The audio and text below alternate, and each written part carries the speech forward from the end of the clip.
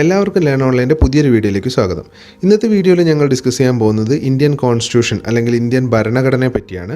ഒരു ക്വസ്റ്റ്യൻ പേപ്പറിൽ തന്നെ ഒന്നിൽ കൂടുതൽ ചോദ്യങ്ങൾ ഈ ഭാഗത്ത് നിന്ന് ചോദിക്കാറുണ്ട്. ഇന്ത്യക്ക് ഒരു ഭരണഘടന രൂപീകരിക്കാൻ സഹായകമായിട്ടുള്ള നടന്നിട്ടുള്ള കാര്യങ്ങൾ എന്തൊക്കെയാണെന്നാണ് ഇന്നത്തെ വീഡിയോയിൽ ഞങ്ങൾ ഡിസ്കസ് ചെയ്യാൻ പോകുന്നത്. അപ്പോൾ ശരിക്കും history behind the formation of Indian constitution അതാണ് ഇന്നത്തെ വീഡിയോയിൽ ഞങ്ങൾ ഡിസ്കസ് ചെയ്യാൻ പോകുന്നത്. ഇന്ത്യക്ക് ഒരു ഭരണഘടന വേണമെന്നും അത് രൂപീകരിക്കാൻ ഒരു കൂട്ടായ്മ, ഒരു കോൺസ്റ്റിറ്റ്യൂവൻ്റ് അസംബ്ലി വേണമെന്നും ആദ്യമായിട്ട് ആശയം മുന്നോട്ട് വെച്ചത് എം.എൻ. റോയ് എന്ന് പറയുന്ന വ്യക്തിയായിരുന്നു. 1934 ആദ്യമായിട്ട് ഈ ആശയം മുന്നോട്ട് വരുന്നത്. അപ്പോൾ എം.എൻ. റോയ് 1934 ഇന്ത്യൻ ഭരണഘടന, ഇന്ത്യക്കൊരു ഭരണഘടന, സ്വന്തമായിട്ടൊരു ഭരണഘടന വേണമെന്നുള്ള ആശയം മുന്നോട്ട് വെച്ചത്. കൂടാതെ ഈ ആശയം മുന്നോട്ട് കൊണ്ടുവന്ന രാഷ്ട്രീയ പാർട്ടി എന്ന് അവകാശപ്പെടാൻ പറ്റുന്ന പാർട്ടി സ്വരാജ് പാർട്ടിയായിരുന്നു. സ്വരാജ് പാർട്ടിക്കും ഇതേ ആശയം ഉണ്ടായിരുന്നു, നമുക്ക് സ്വന്തമായിട്ടൊരു ഇന്ത്യൻ ഭരണഘടന വേണമെന്നുള്ള ആശയം. അപ്പോൾ ഈ ആശയപ്രകാരം 1935 INC ഇന്ത്യൻ നാഷണൽ കോൺഗ്രസിൻ്റെ ബോംബെ സെഷനിൽ വെച്ചിട്ട് ബ്രിട്ടീഷുകാരോട് അന്നത്തെ INC പ്രസിഡൻ്റായിരുന്ന രാജേന്ദ്ര പ്രസാദ് ആവശ്യപ്പെട്ടു, ഞങ്ങൾക്ക് സ്വന്തമായിട്ടൊരു കോൺസ്റ്റിറ്റ്യൂഷൻ വേണമെന്നുള്ളത്. ഇതിൻ്റെ പ്രതികരണം എന്നോണം ഒരുപാട് പ്ലാൻസ് ബ്രിട്ടീഷുകാർ മുന്നോട്ട് വെച്ചു. പക്ഷേ മിക്കതും ബ്രിട്ടീഷുകാർക്ക് ഫേവർ ചെയ്യുന്ന തരത്തിലുള്ള പ്ലാൻസ് ആയിരുന്നു. അതുകൊണ്ട് തന്നെ നമ്മൾ റിജക്റ്റ് ചെയ്തു. അവസാനം ഒരു പ്ലാൻ നമ്മൾ അക്സെപ്റ്റ് ചെയ്തു. അപ്പോൾ ഏതൊക്കെ പ്ലാൻസ് ആണ് ബ്രിട്ടീഷുകാർ മുന്നോട്ട് വെച്ചത്, ഏത് പ്ലാൻ പ്രകാരമാണ് നമ്മൾ കോൺസ്റ്റിറ്റ്യൂഷൻ തയ്യാറാക്കിയിരിക്കുന്നത് എന്നൊക്കെയാണ് ഇനി പറയാൻ പോകുന്നത്. അപ്പോൾ ആദ്യത്തെ റെസ്പോൺസ് എന്ന് പറയുന്നത് 1935 INCയിൽ ആവശ്യപ്പെട്ട കാര്യത്തിൻ്റെ ആദ്യത്തെ റെസ്പോൺസായി വരുന്നത് 1940 ഓഗസ്റ്റ് ഓഫർ ആയിരുന്നു. ഓഗസ്റ്റ് ഓഫർ എന്ന് പറയുന്നത് പുറപ്പെടുവിച്ച അന്നത്തെ വൈസ്രോയ് ആയിരുന്ന ലോർഡ് ലിനിത്ഗോ ആയിരുന്നു ഓഗസ്റ്റ് ഓഫർ പുറപ്പെടുവിച്ചത്. അപ്പോൾ ഓഗസ്റ്റ് ഓഫർ പ്രകാരം നമ്മുടെ ഓൾറെഡി എക്സിസ്റ്റ് ചെയ്യുന്ന എക്സിക്യൂട്ടീവ് കൗൺസിലിൻ്റെ വിപുലീകരണമായിരുന്നു അവർ പ്ലാൻ ചെയ്തിരുന്നത്. വിപുലീകരണം എന്ന് വെച്ച് കഴിഞ്ഞാൽ എക്സിക്യൂട്ടീവ് കൗൺസിലിൽ കൂടുതൽ ഇന്ത്യൻസിനെ ഇൻക്ലൂഡ് ചെയ്യണം എന്നുള്ള ഒരു ആശയം അവർ മുന്നോട്ട് വെച്ചു. അന്ന് നിലവിലുണ്ടായിരുന്ന മുസ്ലിം ലീഗ് ഇതിനെ ഒപ്പോസ് ചെയ്തു. മുസ്ലിം ലീഗ് ഒപ്പോസ് ചെയ്യാനുള്ള കാരണം എന്തുകൊണ്ടാണെന്ന് വെച്ച് കഴിഞ്ഞാൽ ഇന്ത്യ പാക് വിഭജനത്തിനെ പറ്റി പ്രത്യേകിച്ച് ഒന്നും ഇതിൻ്റെ അകത്ത് അല്ലെങ്കിൽ ഈ ഓഗസ്റ്റ് ഓഫറിൽ പറഞ്ഞിട്ടുണ്ടായിരുന്നില്ല. അതുകൊണ്ട് അവരത് റിജക്റ്റ് ചെയ്തു. അതിനുശേഷം 1942 വന്നൊരു പ്ലാനാണ് ക്രിപ്സ് മിഷൻ എന്ന് പറയുന്നത്. ക്രിപ്സ് മിഷൻ്റെ മെയിൻ ആൾ എന്ന് പറയുന്നത് സർ സ്റ്റാഫോർഡ് ക്രിപ്സ് ആയിരുന്നു.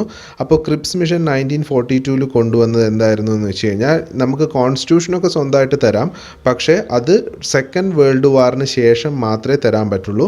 അതുകൂടാതെ തന്നെ സെക്കൻഡ് വേൾഡ് വാറിൽ ഇന്ത്യയുടെ പാർട്ടിസിപ്പേഷൻ വേണം, അല്ലെങ്കിൽ ഇന്ത്യയുടെ സഹായം വേണം, ഇന്ത്യയുടെ വർക്കേഴ്സിന് വിട്ടുകൊടുക്കണം, അല്ലെങ്കിൽ ഇന്ത്യയുടെ സോൾജേഴ്സിന് വിട്ടുകൊടുക്കണം എന്നുള്ളൊരു കണ്ടീഷൻ കൂടി ബ്രിട്ടൻ മുന്നോട്ട് വെച്ചു. പക്ഷേ ഗാന്ധിജി ഇതിന് നേരെ എതിരായിരുന്നു ക്രിപ്സ് മിഷന്.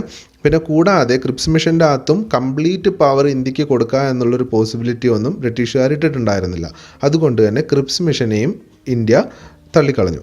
അതിനുശേഷം 1945 അടുത്ത പ്ലാൻ വരുന്നത്. 1945 വരുന്നത് അന്നത്തെ വൈസ്രോയ് ആയിരുന്ന വേവലിൻ്റെ നേതൃത്വത്തിലുള്ള വേവൽസ് പ്ലാൻ ആയിരുന്നു.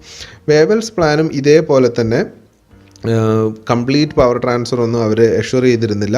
കൂടാതെ വേൾഡ് വാറിന് ഇന്ത്യയുടെ സഹായം വേണം തുടങ്ങിയ ക്രിപ്സ് മിഷനെ പോലെ തന്നെയുള്ള ഒരുപാട് കാര്യങ്ങൾ തന്നെയായിരുന്നു വേവൽസ് പ്ലാനിലും ഉണ്ടായിരുന്നത്. അതുകൊണ്ട് തന്നെ അതും റിജക്റ്റ് ചെയ്യപ്പെട്ടു. അപ്പോൾ ഇതിനിടയ്ക്ക് ബ്രിട്ടനിൽ ഭരണം മാറുകയും ലേബർ പാർട്ടി അധികാരത്തിൽ വരികയും ചെയ്തു. അപ്പോൾ ലേബർ പാർട്ടിനെ സംബന്ധിച്ചിടത്തോളം ഇന്ത്യക്ക് ഫ്രീഡം കൊടുക്കുക എന്ന് പറയുന്നത് അവർക്ക് സ്വീകാര്യമായിട്ടുള്ളൊരു കാര്യമായിരുന്നു. അതുകൊണ്ട് തന്നെ ഇന്ത്യക്ക് ഫ്രീഡം കൊടുക്കാനും സ്വന്തമായിട്ടൊരു ഭരണഘടന ഉണ്ടാക്കാൻ ഇന്ത്യയെ സഹായിക്കാനും അവർ റെഡിയായിരുന്നു.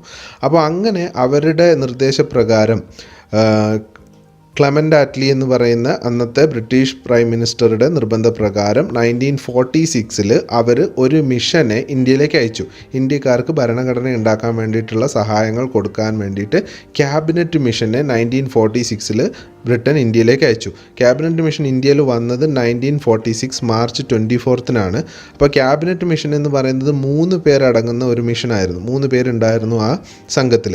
ആ 3 പേർ ആരൊക്കെയായിരുന്നു, അവരുടെ പേരുകൾ ഓർത്തിരിക്കേണ്ട അത്യാവശ്യമാണ്. ഒന്ന് പെസിഫിക് ലോറൻസ് ആയിരുന്നു, ഒന്ന് സർ സ്റ്റാഫോർഡ് ക്രിപ്സ് ആയിരുന്നു, ഒന്ന് A.V. അലക്സാണ്ടർ ആയിരുന്നു. Pacific Lawrence, sir Stafford Cripps, A.V. Alexander, ഇവർ 3 പേരുമായിരുന്നു ക്യാബിനറ്റ് മിഷനിൽ ഉണ്ടായിരുന്ന അംഗങ്ങൾ.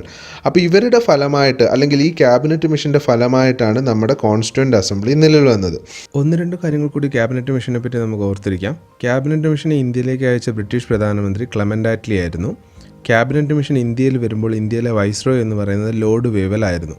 ക്യാബിനറ്റ് മിഷൻ ഇന്ത്യയിലേക്ക് അയച്ച ബ്രിട്ടീഷ് പ്രധാനമന്ത്രി ക്ലെമൻ്റ് ആറ്റ്ലി.